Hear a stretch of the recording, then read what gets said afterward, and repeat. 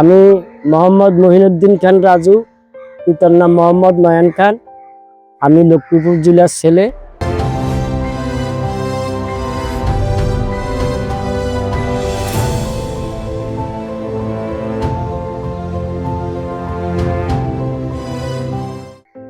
আমি পড়াশোনা করছি ইন্টার পর্যন্ত, পরীক্ষা দিই নাই। আসলে যে কোনো এক কারণে আমার চাকরি হয়ে গেছে ঢাকাতে, আমি চলে আসব। আমি পড়ালেখা আসলে পরীক্ষা না দিয়ে শেষ না করে আমার চাকরি হয়ে গেছে। আমি ঢাকা আসলাম, ঢাকা আসছি। ঢাকা এসে আমি আমার এক আত্মীয়র বাসায় উঠলাম।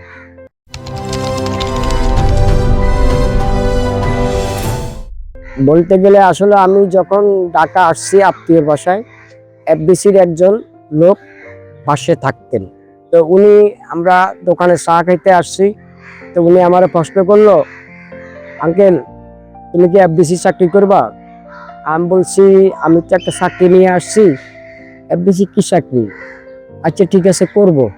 কথা ওনার সাথে কথা দিয়ে বলছি, তাহলে কালকে সকাল 7টায় তুমি এফডিসি গেটে আইসো। তা আমি আসলে ঠিকই আমার বন্ধুর সাথে পরামর্শ করে আমি সকালবেলা ঠিকই আমি সেজে গুজে আমি সুন্দরভাবে এফডিসি গেটে চলে আসছি।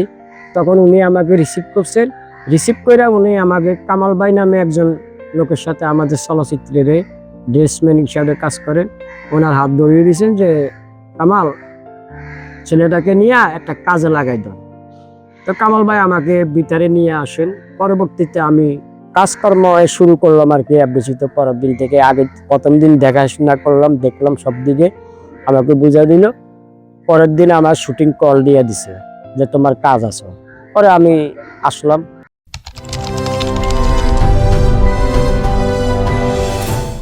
পরিবারের সবাই আমাকে ঢাকা পাঠাইছে চাকরি করার জন্য।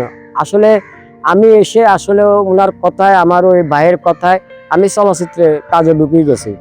তা আমার ফ্যামিলির আসলে পরিবারের কেউ জানতো না আমি কোথায় কি চাকরি করি। হ্যাঁ, আমার 7 বছর পরে ওনারা জানছেন যে আমি আসলে ওইখানে চাকরি না করে আমি চলচ্চিত্রের সাথে কাজ করি, আমি চলচ্চিত্রে চাকরি করি। তখন আমার বলল, এখানে কাজ করাটা আসলে তুই ঠিক করস না, তোর তো ভালো চাকরি নিয়ে দিছি, তুই সেখানে চাকরি করতি। এটাই আর কি। তা আমার ভালো লাগছে, আসলে আমি চলচ্চিত্রের সাথে জড়িত থেকে গেলাম।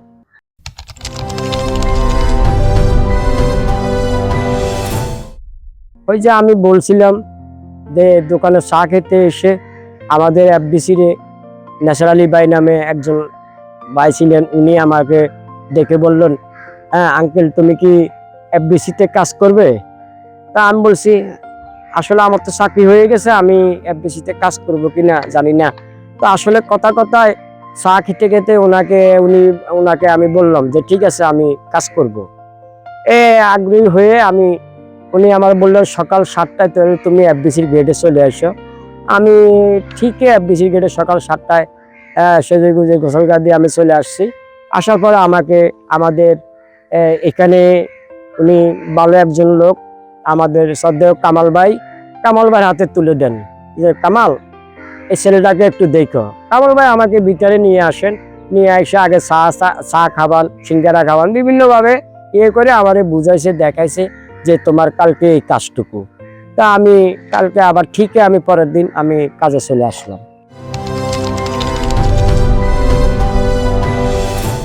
আসলে চলচ্চিত্রে কামাল ভাইয়ের সাথে কদিন কাজ করার পরে আমি এফডিসির মধ্যবাগানে দেখি নৃত্য পরিচালক জনাব মোহরম আমির হোসেন বাবু ভাই, উনি গান কোরিওগ্রাফি করে এবং গানের করতেছে। তা আমি আসলে দেখার খুব ভালো লাগতেছে। সামনে গিয়ে দাঁড়াইলাম। তখন ওনার ড্রাইভার সালাউদ্দিন ভাই আমারে বললেন, হ্যাঁ যে এই আপনি কি করেন? আমি তো এই কাজ করি। হ্যাঁ, আপনি কেমন আছেন বলেন। এই সাউন্ড স্পিকারটা তুমি একটু বাজাও, আমি একটু মগবাজার যাব। হ্যাঁ, তো জনাব নৃত্য পরিচালক বাবু ভাইকে বললেন সালাউদ্দিন ভাই যে ওস্তাদ ওর দিকে একটু খেয়াল রাখেন, কতক্ষণ ও বাজাবে সাউন্ডটা, আমি একটু মগবাজার যাব আপনারই কাজে। তো বললো ঠিক আছে, পারবা তো? আমি বলছি জি পারবো। তা আসলে 543 টেপ রেকর্ডার তখনকার, ওইটার মার্ক আছে, মার্ক দেখে দেখে আমি খুব মানে হয়ে বাজাইছি। বাবু ভাই তো রাগী মানুষ, হ্যাঁ, যদি কোনোভাবে কিছু বলে, আমার আসলে সালাউদ্দিন ভাই বলে গেছে খুব রাগী, দেখে উনি কাজ করিস। তা আমি করতেছি না, ঠিকই বাবু ভাইয়ের ভালো লাগছে যে না এই ছেলে তো পারে। পরের দিন থেকে আমি বাবু ভাইয়ের সাথে কাজ করি, নৃত্য পরিচালক বাবু ভাইয়ের সাথে দীর্ঘ 15-16 বছর ওনার সাথে কাজ করছি। আমি জনাব আমির হোসেন বাবু ভাইয়ের সাথে কাজ করে কাজ শিখছি।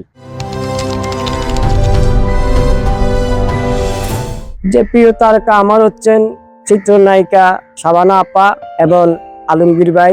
পাশাপাশি আমি পারভেজ ভাই, সোহেল রানা ভাইকে আমি খুব পছন্দ করতাম আমার অভিনয়ের দিক দিয়া, সকল কিছুর দিক দিয়া। আসলে যখনই ছোটবেলায় আমরা স্কুল থেকে যাই ছবিগুলি দেখতাম, তখন পারভেজ ভাই ছবি দেখলে একরকম লাগতো, আর শাবানা আপা আলমগীর ভাইরে আমি তো জনপ্রিয়, ওনাদের ছবি লাগাইলে আমরা দেখতাম। আর আসলে পরের যুগের হচ্ছেন শাবনূর, সালমান শাহ। এরা আসলে এদের সাথে শুটিং করতে গিয়ে ওনাদের সাথে আমাদের খুব ভালো লাগতো, খুবই ভালো লাগতো। যেমন আনন্দ, যেমন তাদের কথাবার্তা, আচার আচরণ আমাদের খুবই ভালো লাগতো আর কি।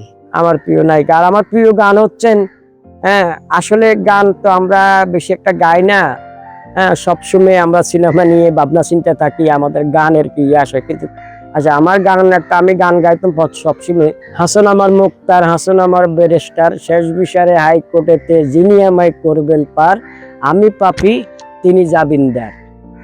আসলে এই জিনিসটাই মনে পড়তো, এই গানটাই আমি সবসময় আমার প্রিয় লাগে, প্রিয় মনে হয়।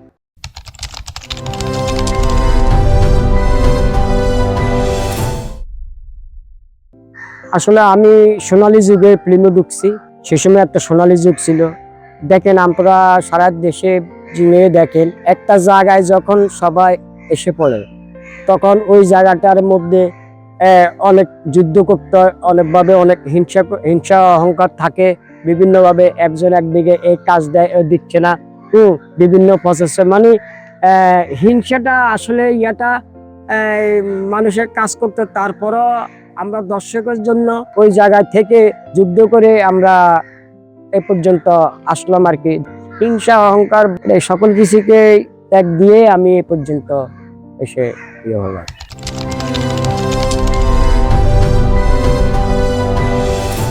আমাদের কাজের অভিজ্ঞতা ভালো ছিল, আর ওই টাইমে আমরা সব অভিজ্ঞ মানুষের সাথে কাজ করছি। আসলে অভিজ্ঞ না থাকলেও অভিজ্ঞ এসে পড়তো, এবং আমরা দেশের গুণীমানী ব্যক্তিদের সাথে কাজ করছি। আমাদের অভিজ্ঞতা অনেক অনেক আমরা ভালোই।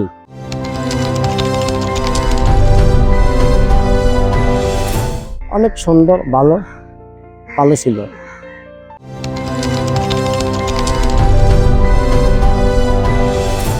ওরে বাবা, বাংলাদেশের বিশিষ্ট বিশিষ্ট অনেক বড় বড় পরিচালকদের ওনাদের আচার তেমন, এটা দর্শক জানে অনেক ভালো, অনেক ভালো, যা তিনবারও বলা যায় খুবই ভালো। আমাদের পরিচালকরা ছিলেন আমাদের সাথে অনেক সুন্দর করে, বাবা যেমন শিবলি সাদিক ভাই, যেমন বাইরে ওনারা আমাদেরকে খুবই খুবই ভালোবাসতেন, এবং দেখলে জিজ্ঞেস করতে কি রে কেমন আছিস, ভালো, আমাদেরকে খুব খুব ভালো জানতেন, এবং খুবই সুন্দর আমাদের পরিচালকরা, ভালো।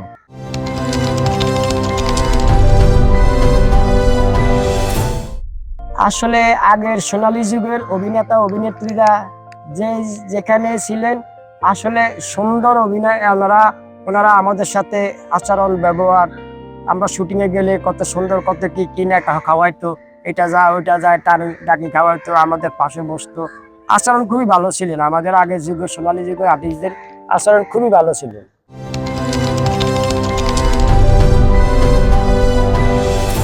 আসলে আমি সোনালী যুগের চলচ্চিত্র ঢুকছি, সোনালী যুগ থেকে চলচ্চিত্র কাজ করি। তো আসলে আমাদের দেশের অনেক প্রিয় নায়ক নায়িকা ছিলেন, এবং অনেক বড় বড় মাপের নায়ক নায়িকারা ছিলেন। আমি সবার সাথে কাজ করার, রাজ্জাক ভাই থেকে, শাবানা আপা থেকে, আলমগীর ভাই থেকে, জসিম ভাই থেকে, ওয়াসিম ভাই থেকে আপনি শুরু করে দ্বিতীয় আপা, রুজিনা আপা, আপনার মনে করেন আরো তো নায়িকারা ছিলেন অনেকে, সেপরে শাবনূর, পপি, মৌসুমী আপা, ওনাদের সাথে রিয়াজ ভাই, ফেরদাউস ভাই, সকলের সাথে কাজ করার অভিজ্ঞ আমার হয়েছে। লাস্ট পর্যন্ত আমাদের সাকিব ভাইয়ের সাথেও আমরা কাজ করছি অনেক অনেক। এবং আর কি 2010-এর পরে যারা আসলে নায়ক নায়িকা হয়েছেন, আমরা এদের সাথে কাজ করার সুযোগ আমাদের হয়নি এখনো। সামনে হয় কিনা আমরা আশাবাদী আছি।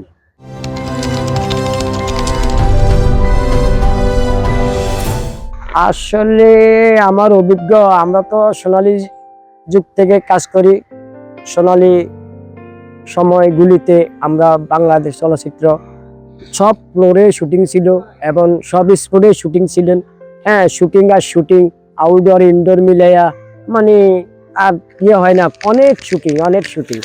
আর সেই অনুযায়ী এখনকার যুগে আসলে এটি কোনো কাজ না, এখন কাজ খুব কমই হয়। আসলে ইন্ডাস্ট্রির অবস্থা ভালো না, কি বলবো।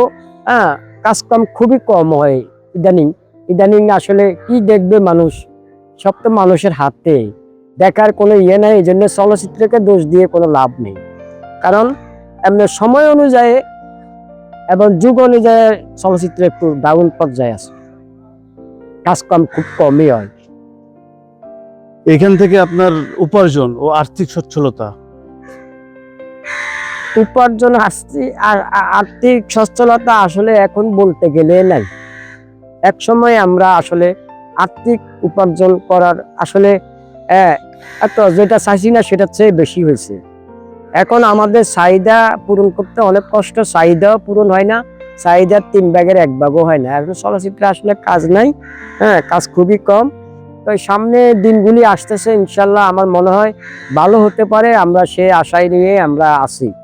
হ্যাঁ, আসলে কোথায় গিয়ে ঠেকে, কোথায় গিয়ে কি পর্যায়ে আমরা যেতে পারি বা কি হয় দেখি, আল্লাহ ভরসা, সে নিয়ে আমরা সামনের দিনগুলিতে এগিয়ে যাব।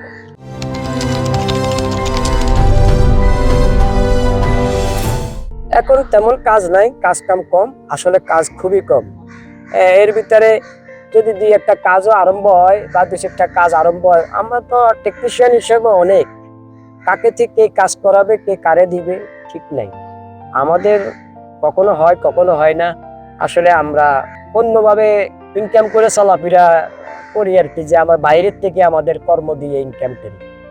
এখন তো এখানের ইনকামে চলে না।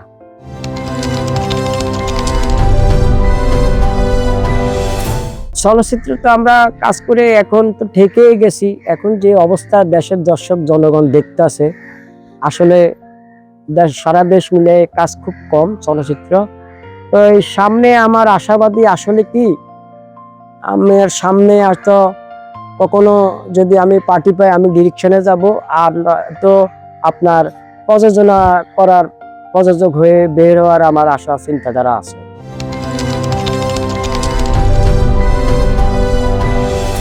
সকল বিষয়ে যে আপনার গল্প থেকে শুরু করে, আর্টিস্ট থেকে শুরু করে, এবং ভালো পরিচালক, ভালো প্রযোজক, এবং আমরা চাই ওনারা আসুক, ইন্ডাস্ট্রিতে কাজ করুক। আমাদের ইন্ডাস্ট্রি অনেক সুন্দর, আসলে যখনই আমরা কাজ করব আমরা ইন্ডাস্ট্রিকে সাজা দিত, আমাদের কোনো ইয়ে নেই। তো এখানে তো ওনারা শুটিং করতে পারে এবং ভালো ভালো পার্টি আসতে পারেন ভবিষ্যতে। আমরা সেই আশাবাদী।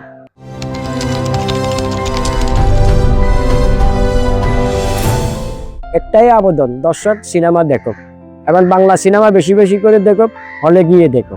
আপনাদের কাছ থেকে আমি বিদায় নিই। আল্লাহ হাফেজ, আপনারা ভালো থাকেন, সুস্থ থাকেন।